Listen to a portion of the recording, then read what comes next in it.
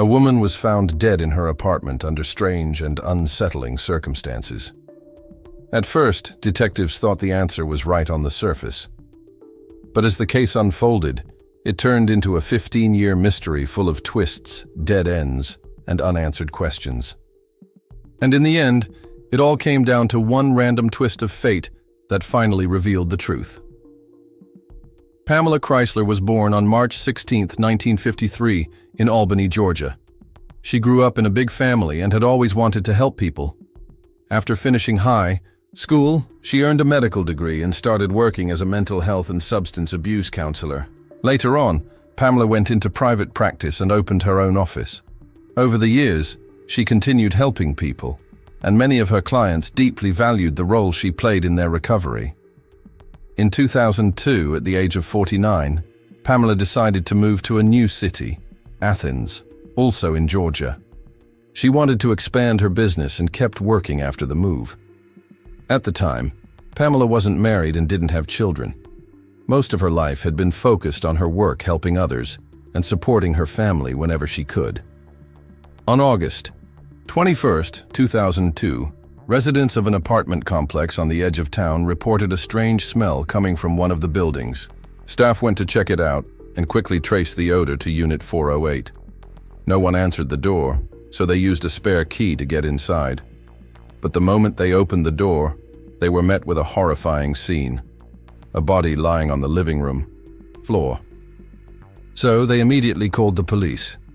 When officers arrived, they found the body of a woman, but there were no documents anywhere in the apartment to say who she was.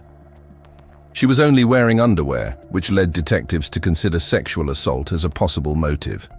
But one thing stood out. Someone had covered her with a sheet, which was quite odd. They also noticed there were no signs of forced entry at the front door. However, the balcony door had been left slightly open, leading detectives to believe the killer may have come in that way. While the medical examiners worked on the body, crime scene investigators searched the apartment for clues. The living room was covered in blood, but tests later showed it all belonged to the victim. Still, in the middle of that chaos, they found one critical piece of evidence: a single drop of someone else's blood on a newspaper sitting on the kitchen counter. Tests confirmed it came from a man, but there was no match in the DNA database. The autopsy revealed that the victim had been stabbed more than 20 times. She also had multiple defensive wounds, showing she fought back hard during the attack. However, there were no signs of sexual assault, ruling out the detectives' original theory. The first priority for police was to figure out who the victim was. So they went to speak with the building manager. To their surprise, he told them the apartment was rented by a man named Richard, who, as far as anyone knew, lived there alone. Detectives started trying to track him down, and before long, they managed to reach him by phone. Richard told them he'd been in Florida on a work trip for the past few weeks. He also identified the victim. It was Pamela Chrysler. According to him, they'd met not long ago and had gone on a date, but nothing romantic ever developed. Still, they stayed in touch as friends, and when Richard had to leave town, he offered to let Pamela stay at his place for free while he was gone. He said it made him feel better knowing someone was keeping an eye on the apartment. Richard also mentioned that they'd been talking on the phone every day until 4 days ago, when she suddenly stopped answering. He thought it was strange, but figured she was just busy and didn't think much of it. Right from their first conversation with Richard, detectives started picking up some red flags.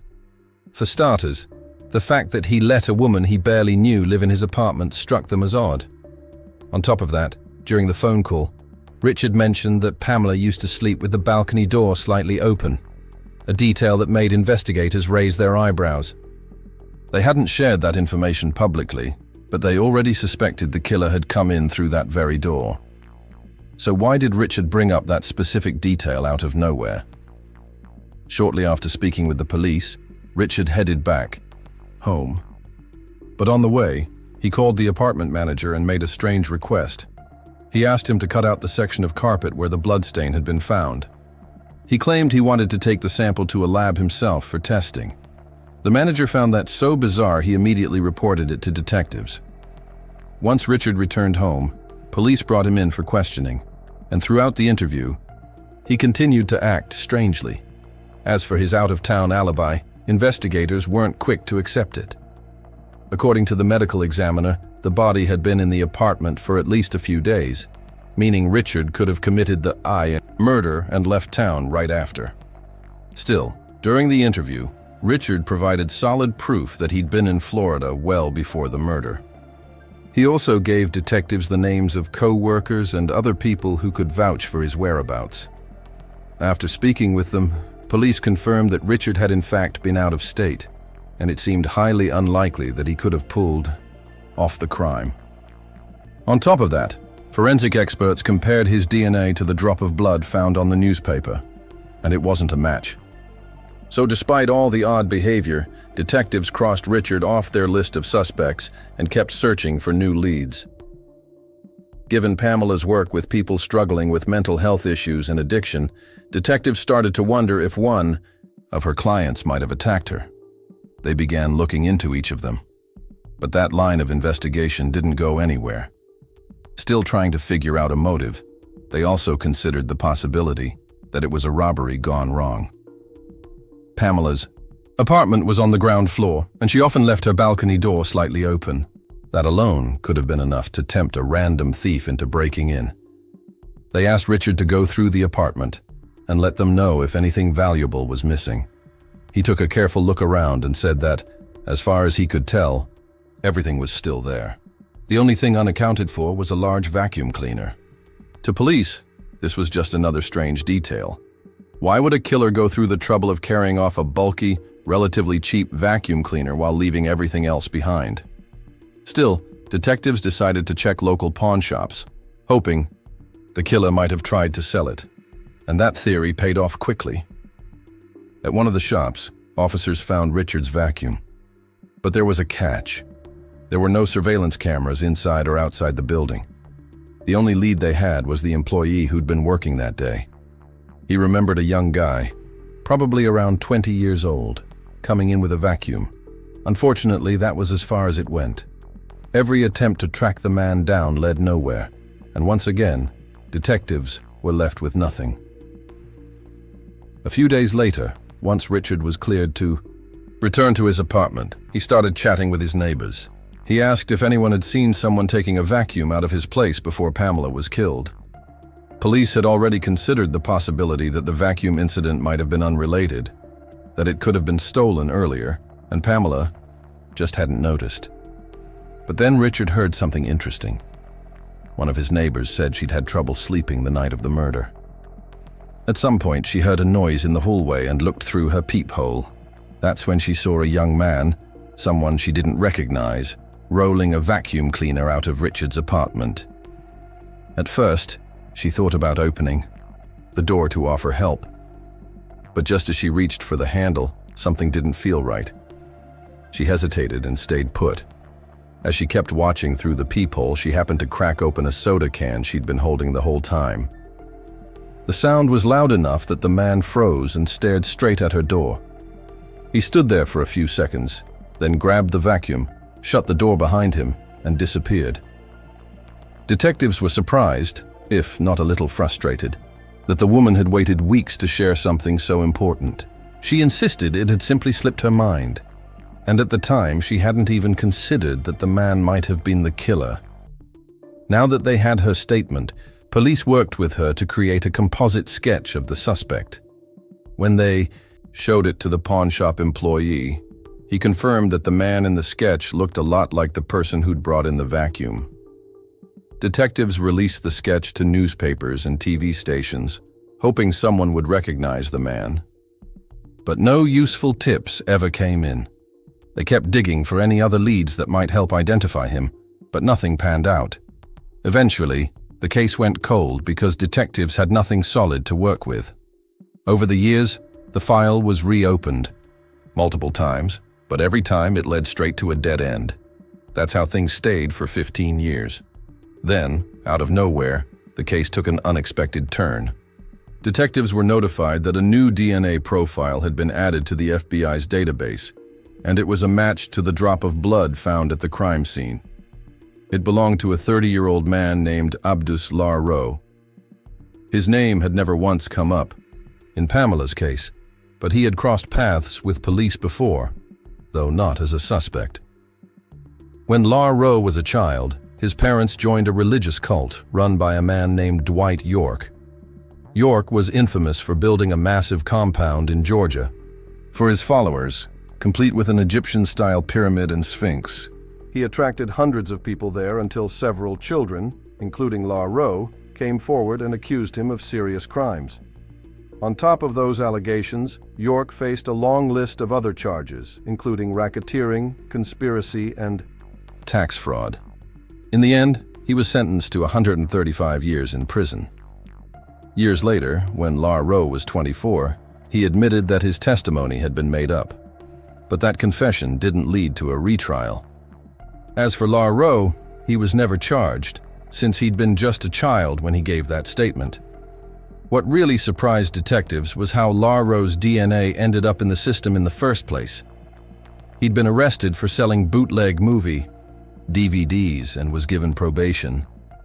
Not long after, he was pulled over by a patrol officer who found a small bag of illegal substances on him. Since he was still on probation, Larro was arrested again, and this time, a DNA sample was taken. And as soon as it hit the database, detectives saw the match to Pamela's case. With this long-awaited lead, they started digging into Larro's past and were stunned to learn that at the time of the murder, he had been living in the same apartment complex as Pamela, just in a different building. He was 16 years old back then, and detectives had never spoken to him. Looking deeper, they managed to track down his old high school yearbook and compared a photo of Larro as a teen to the composite sketch based on the neighbor's description. The resemblance was striking. Now that detectives had a DNA match, they brought Larro in for questioning. At first, they played it cool, telling him they were just following up with former residents of the complex who hadn't been interviewed back in 2002. They asked if he'd ever been inside the victim's apartment, and he said no. But then they told him about the DNA evidence, his blood, that had been found at the scene. That's when Larro changed his story. He claimed that Pamela had once paid him $40 to take out some trash from her apartment.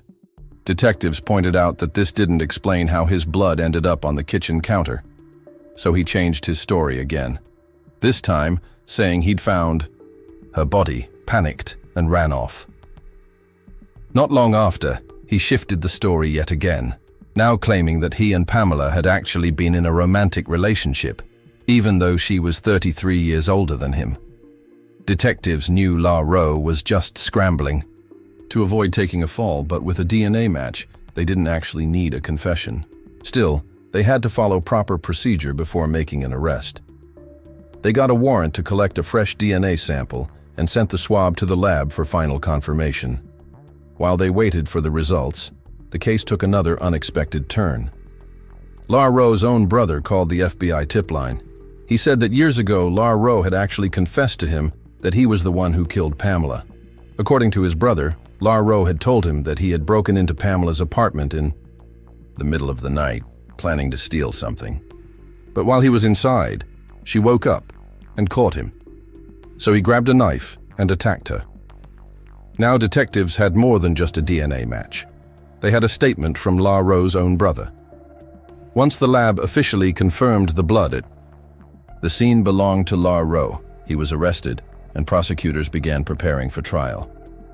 Larro continued to insist he was innocent. And the prosecutor realized this case might not be as straightforward as it seemed.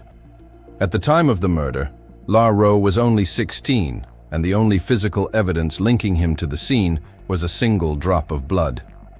There were no fingerprints, no murder weapon, and no other physical evidence to back it up. So yeah, it was possible a jury might decide that just wasn't enough. So prosecutors offered Larro a deal. If he pled guilty to manslaughter and the theft of the vacuum, they'd take life in prison and the death penalty off the table. He agreed almost immediately, signed a confession, and was sentenced to 20 years behind bars. He'll be eligible for release in 2038. when he's 52. After that, he'll be under supervision for another 20 years. And if he commits even a minor offense, he'll be sent straight back to prison. Pamela's family was stunned when detectives told them about the arrest. For 15 years, they believed the case would never be solved, that they'd never know what really happened. But in the end, La Rowe, who had managed to slip through the cracks for so long, got caught over something as small as selling bootleg DVDs. Share your thoughts on this story in the comments section, and don't forget to press the like button if you enjoyed my video. Thank you for watching.